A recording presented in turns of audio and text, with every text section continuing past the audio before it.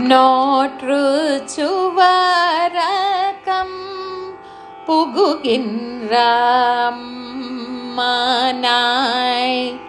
மாற்றாமும் தாராரோ வாசல் திறவாதாய் நோற்று துராய் மூடி நாராயணன்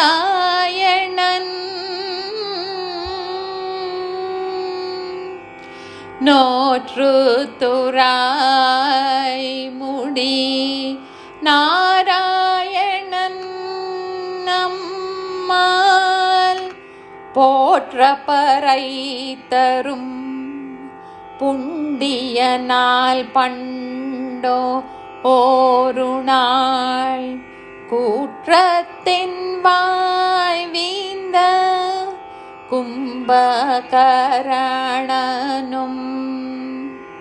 தோற்றும் உனக்கே பெருந்தையில் தான் தந்தானோ ஆற்று ஆனந்த உடையாய் அரும் கலமே ஆற்று ஆனந்த உடையாய் அரும் கலமே தேற்றமாய் வந்து திரவேலோரெம்பாவாய் தேற்றமாய் வந்து திரவேலோரெம்பாவாய்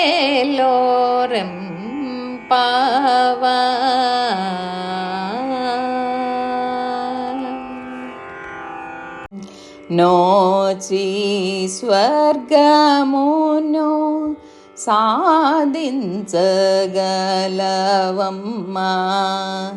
మాటైన పలుకవేమి తలుపులు తెరువవేమి తులసి మాలాదారి నారాయణమూర్తి మనకు కోరిన వరమిచ్చు పుణ్యమూర్తి ధన్యకీర్తి రామాయణ యుద్ధమందు కుంభకర్ణుడు కూలిన వేళ తన పెన్నిదుర నీ కొసగేనో నిదుర మబ్బులా వీడి ఓ నీలవేణి నీవు తేరుకొని వాకిలి తెరువవమ్మ వ్రతము సేయ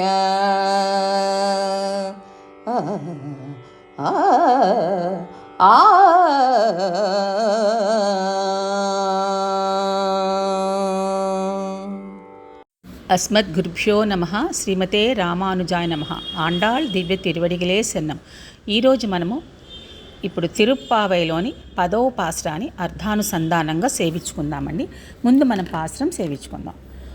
నోత్తుచ్చు వర్గం పుగుగిండ్ర అమ్మనాయ్ மாத்தமும் தாராரோ வாசல் திருவாதார் நாத்தத்துஜாய் முடி நாராயணன் நம்மாள் போத்தப்பறை தரும் புண்ணிய நாள் பண்டொரு நாள் கூத்தத்தின் வாய் வீழ்ந்த கும்பகர்ணனும் தோத்து உனக்கே பெருந்தையில் தான் தந்தானோ ஆத்த அனந்தையாய் அருங்கலமே தேத்தமாய் வந்து திரவே లోరెంపావాయ్.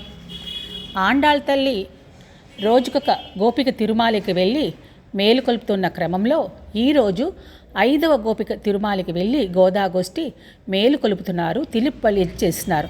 ఈ క్రమంగా ఈ గోపిక ఎటువంటి స్థితిని పొంది ఉంది అంటే ఒక ఉన్మత్తమైన నిద్రని పొంది ఉంది అని చెప్తూ ఈ అవస్థని ఏకేంద్రియ అవస్థ అంటారంట. అంటే మనకి ఆమె మొద్దు నిద్రపోతుంది మనం అనుకుంటున్నాం, కాదండి, అలా కాదు. ఆమె ఏ స్థితిలో ఉంది? పరమాత్మ యొక్క కళ్యాణ గుణాలు అనుభవిస్తూ ఒక విశిష్టమైన అంటే ఒక యోగ నిద్రలో ఉందని మనం చెప్తున్నాం అన్నమాట. మరి ఇక్కడ ఇది ఒక ఆనంద దశగా పెద్దలు చెప్తారు. అంటే ఎలాగ ఈ స్థితిని పొందుతారు అంటే ఇంద్రియాలన్నీ కూడా అంతర్ముఖులైనప్పుడు పొందే దశని యోగ నిద్రగా అని చెప్తారనమాట. అది గోపిక నిద్రపోతుంది అని అనుకోవడం కన్నా యోగ నిద్రలో ఉంది అని చెప్పి విశేషంగా ఇక్కడ చెప్తున్నారు. ఇక్కడ నోతుచ్చు వర్గం పూకికిండ్ర అమ్మనాయ్ అంటున్నారు. అంటే ఇక్కడ నోము నోచి స్వర్గఫలము అనుభవిస్తున్న ఓ సఖియా అని ఆండాల్ గోష్ఠి మేలుకొలుపుతున్నారు. మేలుకొనవమ్మ అని తిరుప్పలిచ్చి చేస్తున్నారు. అంటే ఇక్కడ అరుంగలమే అంటున్నారు. అరుంగలమే అంటే ఈరోజు ఆ గోపికని వీరేం ప్రార్థిస్తున్నారంటే, నువ్వు మా గోష్ఠిలోకి వచ్చి చేరి మా గోష్ఠికి నువ్వు వచ్చి చేరితే ఒక చక్కని ఆభరణంగా మా గోష్ఠి మొత్తానికి ఒక చక్కని అందం చేకూరుతుంది, మేలుకొనవమ్మ రావమ్మ అని చెప్పి ఇక్కడ స్తుతిస్తున్నారు ఆ గోపికని. అంటే ఇక్కడ ఇవి ఎలాంటిదంట, భగవంతుని నమ్ముకోవడంలో ఆయన మనకు ఉన్నాడు అని ఒక స్వయప్రయత్నం అక్కర్లేదు. అంటే మనం కొంతమంది ఏవేవో ప్రయత్నాలు చేసి ఏవేవో చేస్తూ పరమాత్మ అనుగ్రహం పొందాలి అనుకుంటారు. కానీ ఇక్కడ గోపిక అలాంటి ప్రయత్నం ఏమీ చేయట్లా, స్వప్రయత్నం అనేది ఏమీ చేయట్లా. అందుకని ఇలాంటి స్థితిని ఏమంటారంటే సిద్ధోపాయ నిష్ట అని సాంప్రదాయంలో విశేషంగా చెప్తారు. అంటే పరమాత్మనే నమ్ముకొని తృప్తిరాలై భగవంతుని గుణానుభవంలో నిమగ్నమై ఉన్న గోపిక అని చెప్పి మరి నువ్వు లేచి రావాలి కదా తల్లి, నువ్వు వస్తే మా గోష్ఠికి చక్కగా అందం చేకూరుతుంది అని చెప్పి మరి నీ కృష్ణానుభవం మాకు కూడా చెప్పవచ్చు కదా అమ్మా అని చెప్పి చెప్తున్నారు. అది విన్నపడిందో ఏమో లోపల ఉన్న గోపికి. ఆ గోపిక ఏమంటుందని, కృష్ణ ఉన్నాడా నా దగ్గర, మీకు ఎలా తెలుసు నా దగ్గర ఎవరు లేరే అని అంటే, అప్పుడు వీళ్ళు బయట ఉన్న గోదా గోష్ఠి ఏమంటున్నారంటే, అక్కడ లేడని ఎలా చెప్తావమ్మా, ఆ లోపల నుండి ఆ తులసి పరిమళాలు వస్తున్నాయి కదా, ఆ లోపల నుంచి ఆ పరిమళాలు మేము గ్రాణించి మాకు తెలుస్తుంది లోపల కృష్ణ పరమాత్మ ఉన్నాడు నీతో చేరి అని అంటే, అయ్యోయ్యో ఆయన ఇక్కడ ఏమీ లేడని చెప్పి లోపల గోపిక చెప్తుంది. అప్పుడు ఆయన నారాయణుడు కదమ్మా, లేడని ఎట్లా చెప్తావు నువ్వు, మాకందరికీ కనిపించేలాగా లోపలికి వెళ్ళక్కర్లేదు ఆయన అని చెప్తూ అంతర్బహిష సర్వం వ్యాప్తి నారాయణ అంటారు కదా, ఆయన అంతటా వ్యాపించి ఉన్న పరమాత్మ తత్వం కదా, నీ వద్దకు వచ్చి చేరారే అని బయట గోదా గోష్ఠి చెప్తున్నారు ఆ గోపికతో. ఆమె ఏమీ మాట్లాడట్లేదు. అప్పుడు ఏమంటున్నారంటే ఇక్కడ కూత్తత్తిన్ వాయు వీజంద కుంభకర్ణనం అంటున్నారు. అంటే ఏమమ్మా ఆ ముద్దు నిద్ర, కుంభకర్ణుడితో పోటీపడి పందెం కాచి ఆయన్ని ఓడిచ్చి ఆయన సంపదైన నిద్రని నువ్వు తీసుకున్నావా ఏంటి, ఇంతలా నిద్రపోతున్నావు అని చెప్పి ఇంకొక రకంగా వారు గోష్ఠి ఆండాల్ గోష్ఠి ఆ గోపికతో మాట్లాడుతున్నారు. అప్పుడు ఆ గోపిక ఏమీ మాట్లాడట్లా, లోపలలాగా ఒక ఆనంద దశలో ఉంది కదా. తేత్తమాయ్ వందు తిరవే లోరెంబా అంటారు. నువ్వు నిద్ర నుంచి మేల్కొని చక్కగా కుదురుగా ఒద్దిగ్గా లేచి బయటకు వచ్చి తలుపు తీయవమ్మా, గోష్ఠిలో చేరవమ్మా అని ప్రార్థిస్తున్నారు. ఇక్కడ మనకి అంతరార్థంగా పెద్దలు ఏం చెప్తున్నారంటే నోతుచ్చు వర్గం అంటున్నారు. అంటే మంచివారితో చేరి ఉండడము, గోష్ఠిగా కలిసి ఉండడం, వారితో భగవద్ గుణానుభవం చేసుకోవడం, భాగవతులతో సంబంధం చేసుకోవడం అనేది ఒక విశేషమైన పుణ్యం వలనే మనిషి అనేవాడికి లభిస్తుందంట. అలాగా ఎంతో సుకృతం ఉంటేనే ఈ యొక్క భాగ్యం కలుగుతుందని అంతరార్థంగా చెప్తున్నారు. అంటే భాగవతులతో ఎప్పుడు మనం చేరి ఉండాలి, భగవద్ గుణానుభవం చేసుకోవాలి అని ఇక్కడ మనకి అంతరార్థం ఒక విషయంగా చెప్తున్నారు. వాసల్ తిరవాదార్ అంటున్నారు. నువ్వు లేచి తలుపు తీయకపోతే పర్వాలా, కనీసం లోపల ఉన్నాను వస్తున్నాను అని ఒక మాటైనా నువ్వు చెప్పచ్చు కదా, అప్పుడు నువ్వు లోపల ఉన్నావు మా మాట వింటున్నావని మాకు తెలుస్తుంది కదా అని చెప్పి అంటున్నారు. తర్వాత నాతత్తుజాయ్ ముడి అంటున్నారు. నాతత్తుజాయ్ ముడి అంటే తులసి యొక్క విశేషం చెప్తున్నారు. ఆ స్వామి ఎప్పుడూ తులసి అలంకృతులే ఉంటారు కదా, ఆ పరిమళము ఎంత బాగా ఉంటుంది, ఎంత విశేషంగా ఉంటుంది అనేది తిరువాయిముజలో నమ్మాళ్ళ వాళ్ళు చాలా విశేషంగా కీర్తిస్తారు ఆ కృష్ణ పరమాత్మ ధరించిన ఆ తులసిని. మరి ఆ తులసి ఎలాగా వారు అలంకారం చేసుకుంటారంటే, వారు ధరించిన తిరుముడి అంటే కిరీటం మీద చుట్టుకుంటారంట, వక్షస్థలంలో, పాదాల మీద, అలా కంఠంలో అన్ని రకాల తులసిగా ఆయన అలంకారం చేసుకొని చాలా విశేషంగా ఉంటారని చెప్పి తులసి యొక్క గొప్పతనం చెప్తున్నారు ఇక్కడ. మరి ఆమె ఎలాంటి స్వరూపం అంటే ఆమె వృక్ష రూపంగా భూమి మీదకి వచ్చిందని చెప్తూ ఆమె ఒక దేవతా స్వరూపిణని తులసి మాతని కీర్తిస్తున్నారు. ఇక్కడ మనము నిత్యం రోజు తులసికి పరమాత్మను సమర్పించుకుంటాం. కానీ ఆ తులసి కోసేటప్పుడు మనం ఎలా పడితే అలాగ కొయ్యకూడదు. అప్పుడు మనం ఏం కీర్తించాలో ఒక శ్లోకంగా ఇక్కడ చెప్తున్నారు. తులసి అమృత జన్మాసి సదాత్వం కేశవ ప్రియే కేశవార్థం రుణామిత్వం వరదాభవ శోభనే అని కీర్తిస్తూ నమస్కారం చేసుకుని ఆ తులసిని మనం చెట్టు నుండి కొయ్యాలంట. ఆ కోసిన కైంకర్యం పరమాత్మకే సమర్పించాలి అని దీనికి చెప్తారన్నమాట విశేషంగా అర్థం. అంటే ఎట్లా పడితే అట్లాగా మనము ఆ చెట్టుని మనము ముట్టుకోకూడదు. ఈ ఒక శ్లోకం చెప్తూ మిమ్మల్ని అంటే ఆ తులసి చెట్టుని వచ్చే తులసిని పరమాత్మ కైంకర్యం కోసమే సద్వినియోగం చేసుకుంటున్నామని దీనికి చెప్తారనమాట. అంటే ఈ తులసి మాలికని స్వామి కౌస్తుభమాయి కన్నా ఎక్కువగా విశేషంగా ప్రేమిస్తారు. ఆ తులసిని అంతగా ఇష్టపడతారని చెప్పి మనకి చెప్తున్నారు. అంటే ఇక్కడ మనకి ఆ స్వామికి తులసి యందు సమర్పణ చేస్తుంటే ఎంత విశేషమో ఇక్కడ మనకి చెప్తున్నారు. ఇక్కడ మనకి కుంభకరణం అని చెప్పారు కదా, అంటే అంతరార్థంగా కుంభ సంభవుడు గురించి చెప్తున్నారు. కుంభ సంభవుడు అంటే కుండ నుంచి ఉద్భవించినవాడు. ఎవరండి? అగస్త్య మహాముని. ఈ అగస్త్యముని చరిత్ర మనం చెప్పుకోవాలంటే ఎంతో ఉంటుంది.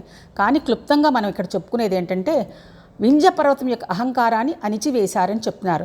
అంటే వింధ్య పర్వతము పైపైకి బాగా ఎత్తుగా పెరిగిపోయి సూర్యచంద్ర గమనానికి కూడా అడ్డు వస్తుందంట. మరి ఇలా వస్తే నిత్యం జరిగే ప్రకృతి యొక్క గమనంలో మార్పు వస్తుంది కదా, మరి అంతరాయం కలుగుతుంది కదా. దేవతలు ఈ విధమైన చర్యకి ఆ వింధ్యపర్వతం యొక్క పెరుగుదలకి బాధపడి అగస్త్యముని దగ్గరికి వెళ్ళి ప్రార్థించారని. ఆ ప్రార్థన విని అగస్త్యముని కాశీ విడిచి రావడం ఇష్టం లేకపోయినా మరి దేవతల యొక్క కోరికను మన్నించి వింధ్యపర్వతం వైపు వచ్చారు. ఆ వింధ్యపర్వతం అగస్త్యముని పెద్దవారు, మహా గొప్ప తపస్శాలి. అలాంటి స్వామి దగ్గరికి వచ్చినప్పుడు వింధ్యపర్వతం వంగి వారికి నమస్కరించిందంట. అప్పుడు అగస్త్యముని, మీరు అలాగే ఉండండి, నేను దక్షిణ దిక్కుగా వెళ్తున్నాను, మళ్ళీ నేను వచ్చేంత వరకు మీరు ఇలాగే వేల్చేయండి అని చెప్పి వింధ్యపర్వతానికి చెప్పేశారు. అప్పుడు ఆ విధంగా వింధ్యపర్వతం యొక్క అహంకారాన్ని తగ్గించిన గొప్ప ముని అని అగస్త్యముని గురించి కీర్తిస్తారు. ఇంకా వారి విశేషం ఏంటంటే, ఇప్పుడు ఈ రోజున ద్రవిడ భాషలో ఆళ్వార్లు సాయించిన ప్రబంధాలు కానీ పాసురాలు కానీ ఇవన్నీ కూడా ద్రవిడ భాషలో ఉంటాయి కదా. ఈ ద్రవిడ భాషని అగస్త్య భాష అంటారు. మరి ఎందుకు ఇలాగన్నారంటే ఇవన్నీ అగస్త్యుని చేత నిర్మించబడిన భాషచే నిర్మించబడ్డాయి కాబట్టి ఈ విధంగా ఈ పాసురాలకి అంత స్థానం వచ్చింది. మరి ఇక్కడ ఈరోజు ఇక్కడ ఈ పాసురంలో దివ్యదేశము తిరుక్కాట్కరై. ఈ తిరుక్కాట్కరైలో ఉన్న పరమాత్మ పేరు తిరుక్కాట్కరై అప్పన్ అని అంటారు. అంటే వీరు నిత్యము చక్కని తులసి మాలలతో అలంకారం చేసుకొని ఉంటారు. ఇక్కడ ఆ దివ్యదేశంలో నీలి కలువలు చక్కగా విరగబూసి ఉంటాయట. ఆ యొక్క పరిమళం దాని నుండి వచ్చేది ఆ దివ్యదేశం అంతా కూడా వ్యాపింపబడి ఉంటుంది అని చెప్పి తుజాయిముడి అంటే తులసికి అంతరార్థంగా ఈ విషయం కూడా మనకి ఇక్కడ చెప్తున్నారు. ఇక్కడ ఆళ్వార్ల పరంగా ఎవరంటే పేయ్ ఆళ్వార్ అంటే పిచ్చి ఆళ్వార్. పిచ్చి అంటే వేరే పిచ్చి కాదని, భగవద్ గుణానుభవమే ఆయనకున్న నిత్యమైన ఆనందం.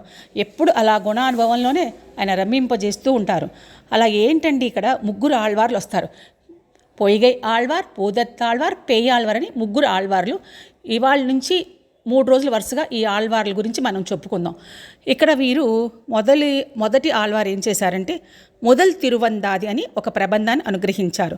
రెండో ఆళ్వారు ఇరండాన్ తిరువందాదని మనకి అనుగ్రహించారు. మూడవ ఆళ్వార్లు మూండాన్ తిరువందాదని ఇలాగా 3 గ్రంథాలు ముగ్గురు ఆళ్వార్లు ద్రవిడ భాషలో అనుగ్రహించారు. ఇక్కడ మనము ఇప్పుడు మనకి శ్రీ వైష్ణవ సాంప్రదాయంలో తిరుక్కార్తి నడుస్తుంది. ఈ తిరుక్కార్తి నడుస్తున్నప్పుడు పళ్ళాండు సేవించకూడదు, పరమాత్మకి మంగళాశాసనంగా. మరి ఏం సేవిస్తారండి అంటే கண்டேன் பொன்மேனி கண்டேன் திகஜும் அறுக்கும் அனநிறமும் கண்டேன் சிறுக்கு இரளும் பொன்னாஜி கண்டேன் పులి సంగం కై కండేన్ ఎన్నాజివన్ని పాలిండ్రు. అంటే ఇక్కడ ఈయన ఎంత గొప్పవారంటే ముందు ఉన్న ఇద్దరు ఆళ్వార్లు దీపం వెలిగిస్తే ఆ దీపంలో పరమాత్మని దర్శించుకున్నారంట, సేవించుకున్నారంట. అలాగా తిరుకండేన్ అమ్మని దర్శించుకున్నాను, శ్రీదేవిని దర్శించుకున్నాను, పరమాత్మ యొక్క దేహ సౌందర్యాన్ని దర్శించుకున్నాను, చక్రధారి అయిన ఆ స్వామిని సేవించుకున్నాను అని చెప్పి ఆ స్వామి యొక్క వైభవాన్ని కీర్తిస్తున్నారు ఇక్కడ. మరి ఆచార్యపరంగా శ్రీ పరాంకుశ దాసాయ నమః అంటారంటే గురు పరంపరలో మనకు వస్తుంది కదా, దానికి శ్రీ పరాంకుశ దాసాయ నమః అని చెప్తూ ఇక్కడ పెరియ నమ్మి గారి గురించి చెప్తున్నారు. ఈ పెరియ నమ్మి గారికి పరాంకుశ దాసుని అని కూడా ఒక పేరుంది. అంటే వీరు భగవత్ రామానుజులకి పంచ సంస్కారం చేసిన గురువులు అన్నమాట. అలాగా ఈ పాసరంలో మనకి భాగవత ఆచార్య ఆళ్వార్ల దివ్యదేశ పెరుమాళ్ గురించి ఇలాగ విశేషంగా ఆండాళ్ తల్లి మనకి కృప చేశారు పాసుర రూపకంగా. తర్వాత వచ్చే పాసురంలో ఆ తల్లి ఏమనుగ్రహిస్తుందో తర్వాత తెలుసుకుందాం. ఆండాళ్ దివ్య తిరువడిగలే శరణం.